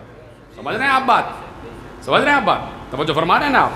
تو اسی مصطفیٰ نے یہ بتایا نا، جو آیتیں اتری ہیں مصطفیٰ پر اتری کہ میں خاتم النبیین ہوں، مجھ پر نبوت ختم ہو رہی ہے، میرے بعد کوئی نبی نہیں آئے گا، میرے بعد کوئی نبی نہیں ہے، اسی مصطفیٰ نے بتایا، اسی مصطفیٰ کے بتانے پر ہم نے ختم نبوت پر لڑائی کی اور ہم نے ختم نبوت کا پورا مارکہ جیت لیا اور کہہ دیا کہ تمہاری نمازیں تمہاری مسجد نہیں، تم ختم نبوت کے منکر ہو، تمہاری مسجد نہیں۔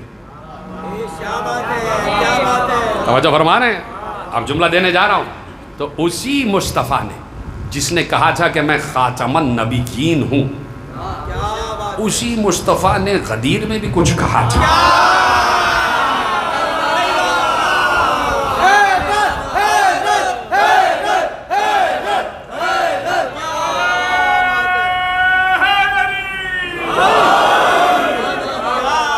اسی مصطفیٰ نے غدیر میں بھی کچھ کہا تھا، اور اسی مصطفیٰ کے غدیر میں کہہ دینے کے بعد اللہ نے کہا تھا الیوم اکملت لکم دینکم واتممت علیکم نعمتی ورضیت لکم الاسلام دینا۔ اسی پیغام غدیر کے بعد اللہ نے کہا ہم دین اسلام سے راضی ہو گئے۔ تو اس کا مطلب ہے کہ دین اسلام درجہ بدرجہ آگے بڑھا ہے، یک بارگی آگے نہیں بڑھا، اور اسی درجہ بدرجہ کے آگے بڑھنے کی آخری منزل کا نام ہے ولایت علی۔ اور جہاں سے بات میں نے شروع کی کہ اس راستے تک آنا اور اس راستے پر باقی رہنا یہ کوئی آسان کام نہیں ہے. اس پر مصیبتیں آتی ہیں، ابتلا آتا ہے، امتحان آتا ہے، اور اس مصیبت، ابتلا اور امتحان میں جو کامیاب ہو جائے تو اللہ اس کے درجات بلند کرتا ہے. پھر اللہ کہہ دیتا ہے کہ جہاں ہمارا ذکر ہوگا وہاں تمہارا ذکر ہوگا، جہاں ہمارا ذکر ہوگا جہاں ہمارا تذکرہ ہوگا وہاں تمہارا تذکرہ ہوگا.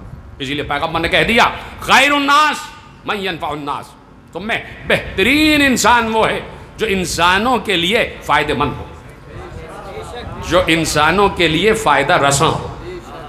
اب بات ختم کر دوں، پوری تقریر کو سمیٹ دوں ایک جملے میں، اور ایصال ثواب ہو جائے مرحوم حسن جعفر بلگرامی علی اللہ مقامہ کے لیے. پوری تقریر صرف ایک جملے کے لیے، خیر الناس من ینفع الناس، بہترین انسان وہ ہے، بہترین انسان کہ جو دوسرے انسان کے لیے فائدہ مند ہو، جو دوسرے انسان کو فائدہ پہنچائے، جو دوسرے انسان کے لیے فیض رساں ہو.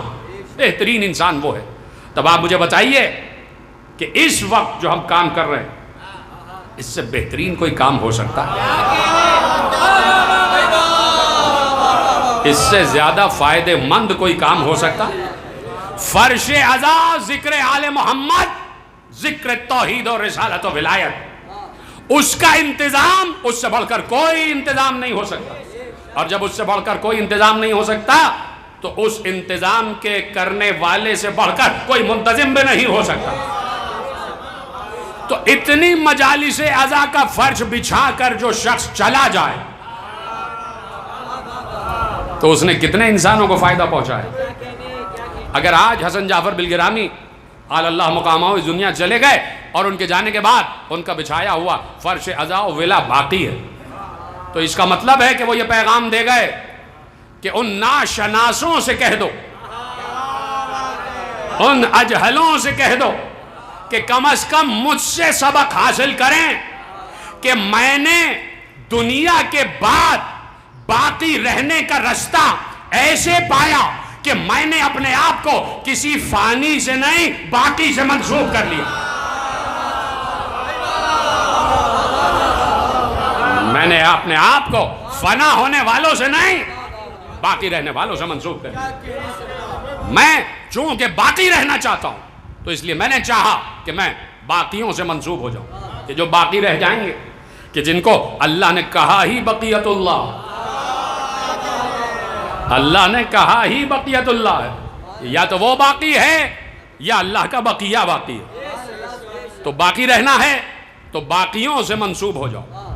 جتنا ان کے قریب رہیں گے اتنا باقی انسان باقی ہوتا چلا جائے گا، بقا کی طرف سفر کرتا چلا جائے گا. اور ہمارے لیے تو فنا ہے ہی نہیں. ختم ہو گئی بات. بہت اچھے آپ نے سنا.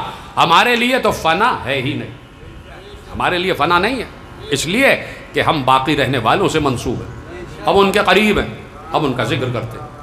یہ ذکر ہماری روح کی بقا کا بھی ضامن ہے اور ہمارے جسم کی بقا کا بھی ضامن ہے، ہماری روح و جسم کی بقا کا بھی ضامن ہے. یہ ذکر ہمیں مرنے نہیں دیتا، یہ ذکر ہمیں فنا نہیں ہونے دیتا. اس لیے کہہ دیا، کتنی مشہور بات ہے، ختم کرنا ہو بات صرف یاد دلانے کے لیے، اسی لیے کہہ دیا کہ من مات علی حب آل محمد مات شہیدا. ہماری محبت میں اگر مر گئے تو ہم وعدہ کرتے ہیں تمہیں مرنے نہیں دیں گے، ہم وعدہ کرتے ہیں تمہیں مرنے نہیں دیں گے، ہم تمہیں زندہ رکھیں گے. تو اس لیے ختم ہو گئی بات میرے عزیزوں. یہ علی کی محبت، یہ آل محمد کا ذکر، اس ذکر کے لیے انتظامات، یہ فرش عزا کی بنا، یہ فرش عزا بچھانا، یہ شاید زندگی میں اس کے رتبے، اس کے درجات کا کوئی ادراک نہ کر سکے. لیکن جس وقت قبر کا در کھلتا ہے اور قبر کا در کھلنے کے بعد جب قبر بند ہو جاتی ہے اور اس کے بعد جو ایک دروازہ کھلتا ہے، پھر اندازہ ہوتا ہے کہ کوئی ہے جو ہماری زیارت کے لیے آیا ہے، کوئی ہے جو ہمارے سلاموں کا جواب دینے آیا ہے، کوئی ہے جس کی محبت پہ ہم سرشار رہے، آج وہ اس سرشاری کا قرضہ اتارنے آیا ہے. اسی لیے بزرگوں کو آپ نے دیکھا ہوگا کہ جیسے ہی مصائب شروع ہوتے ہیں وہ ہائے کہتے ہیں، اس لیے کہ جتنا انسان کا تجربہ علم بڑھتا ہے اتنی ہی اس کی آنکھوں سے پردے ہٹتے چلے جاتے ہیں اور وہ اس کے یقین میں اضافہ ہوتا جاتا ہے۔ یہ مجالس اعضاء یہ اس لیے برپا ہوتی ہیں کہ یقین میں اضافہ ہو جائے کہ علی آئیں گے، یقین میں اضافہ ہو جائے کہ علی آئیں گے، اور علی آئیں تو کیا ہی بہترین منزل ہے کہ تم پہچان لو کہ یہ علی ہے، کیا ہی بہترین منزل ہے کہ تم پہچان لو یہ میرا امام ہے، یہ میرا ولی ہے۔ اور میرے عزیزو، لکھا ہوا یہ ہے کہ علی پھر تنہا نہیں آتے، ساتھ میں قبر میں دروازہ کھلا، جب قبر کا دروازہ کھلتا ہے تو سامنے سے ایک شخصیت اور اس کے دو طرف دو جوان، اور ایسے میں مومن قدموں پہ گر جاتا ہے۔ آپ کون ہیں جن کے آنے سے میری قبر کشادہ ہو گئی؟ آپ کون ہیں جن کے آنے سے میری قبر میں روشنی ہو گئی؟ آپ کون ہیں جن کے آنے سے میری قبر ایک وسیع و عریض کمرے میں تبدیل ہو گئی؟ تو اس کے بعد وہ اس مومن کو گلے سے لگا کے کہتے ہیں، پوری زندگی کہتا رہا السلام علیکہ یا ابا عبداللہ، پوری زندگی ہماری زیارت کرتا رہا، آج ہم تیری زیارت کو آئے ہیں، آج ہم تجھے دیکھنے آئے ہیں، تجھ سے ملاقات کے لیے آئے ہیں۔ آ جاتے ہیں ابا عبداللہ، اور ایسے میں مومن پوچھتا ہے کہ مولا یہ نقاب پوش دائیں اور بائیں جوان کون؟ کا پہچانو، ایک عباس ہیں ایک علی اکبر، ایک عباس ایک علی اکبر۔ پوچھتا ہے مولا یہ دونوں کے جو ہتھیار سجے ہوئے ہیں یہ لباس جنگ کیوں پہنے ہوئے ہیں؟ تو مولا یہی کہتے ہیں کہ حسرت جنگ رہ گئی، عباس کی حسرت جنگ رہ گئی۔ آپ ہائے کہہ رہے ہیں، یقین مانیں یہ ہائے قبر کی پہلی رات میں بہت کام آئے، اس ہائے سے قبر آپ کی منور رہے گی، کبھی اندھیرا نہیں ہوگا۔ یہ ہے میرا مولا حسین کہ اپنے کسی بھی چاہنے والے کو تنہا نہیں چھوڑتا۔ کیا اس وقت ہمارا رونا رائے گا جا رہا ہے؟ کیا اس وقت ہمارے آنسو رائے گا جا رہے ہیں؟ نہیں میرے عزیزو، کوئی آنکھ ہے جو ان آنکھوں کو دیکھ رہی ہے؟ نہیں۔ اس کے علاوہ میں نے علماء سے سنا کہ ایک بی بی ہے جو خشک رومال لیے ہوئے آتی اور کہتی ہے کوئی جو میرے لال پر گریہ کرے اور ان آنسوؤں کو، اس رومال کو آنسوؤں سے تر کر دے۔ تو میرے عزیزوں بیٹھے ہیں ہم، ابھی تو میں 2 ہی جملے پڑھے ہیں، بس 2 جملے مشاہد کے اور پڑھنے دیجیے گا۔ بیٹھے اسی لیے ہیں کہ کوئی بی بی خوش ہو جائے، وہ بی بی کہ جسے 18 برس میں کوئی خوشی نہ ملی۔ اس بی بی کی خوشی یہ ہے کہ کون حسین پر گریہ کرے گا، کون میرے لال پر روئے گا۔ وہ آتی ہے، وہ دیکھتی ہے شہزادی کہ کوئی ہے رونے والا۔ ان موضوعات پر علماء نے کتابیں لکھی ہیں کہ آل محمد آتے ہیں، مجالس میں تشریف لاتے ہیں، اور ان کی روحانی آمد ہوتی ہے اور دیکھ رہے ہیں کوئی ہے رونے والا، کوئی ہے رونے والا۔ میں جملہ رک کے کہہ رہا ہوں میرے عزیزوں، اب جملہ سنیے گا اور ہائے ضرور کہہ دیجیے گا۔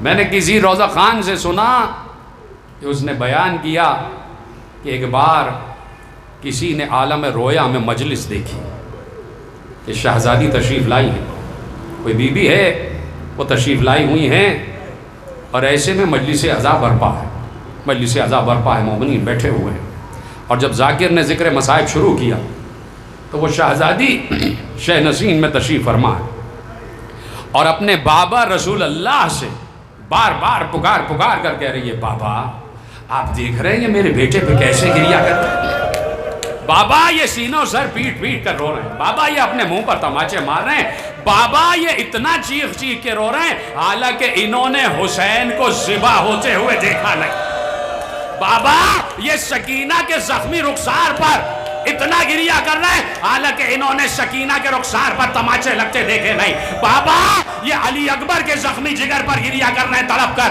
حالانکہ انہوں نے علی اکبر کا زخمی جگر دیکھا نہیں۔ سن لیا جملہ؟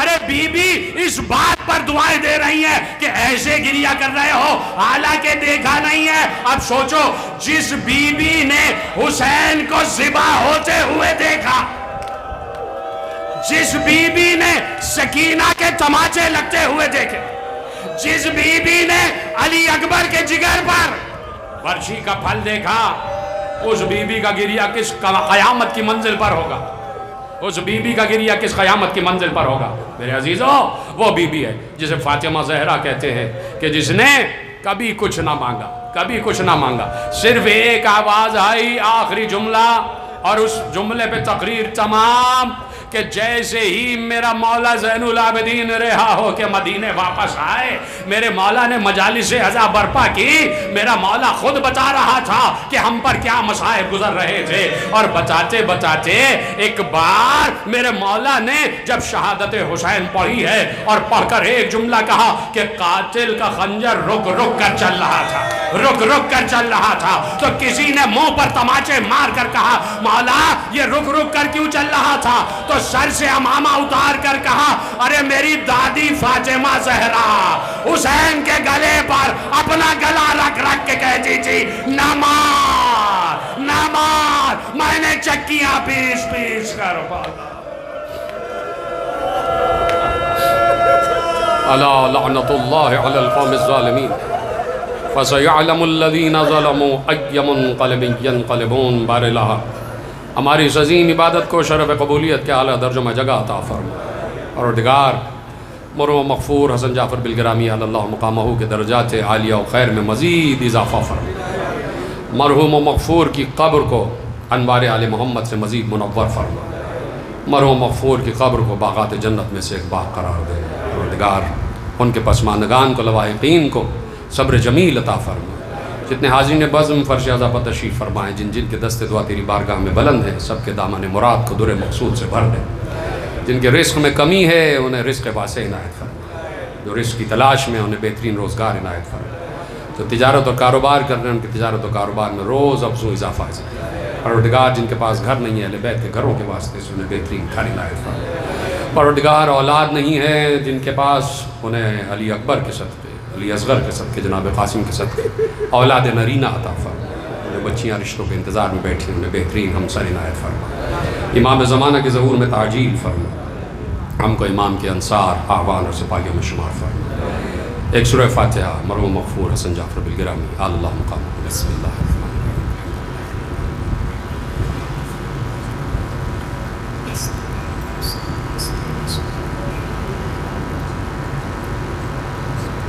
ربنا تقبل منا انك انت السميع العليم برحمتك يا ارحم الراحمين۔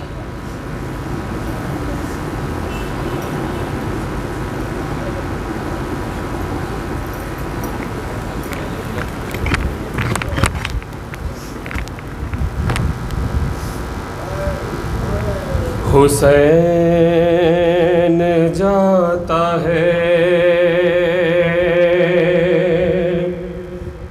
مرنے کو اے میری زینب،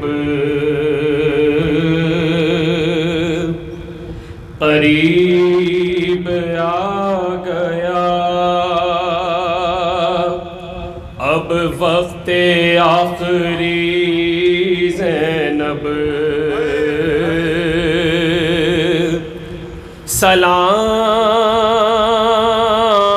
سلام تم پہ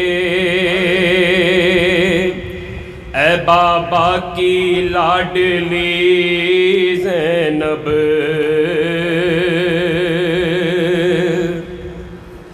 ارے زینب نے کہا کون ہے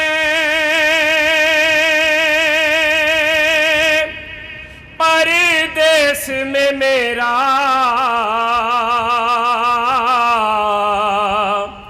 کیوں جاتے ہو تم چھوڑ کے بھیا مجھے تنہا،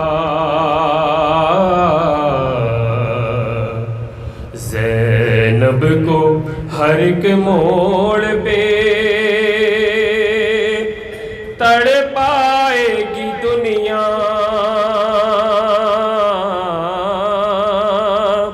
یاد آؤ گے بھیا،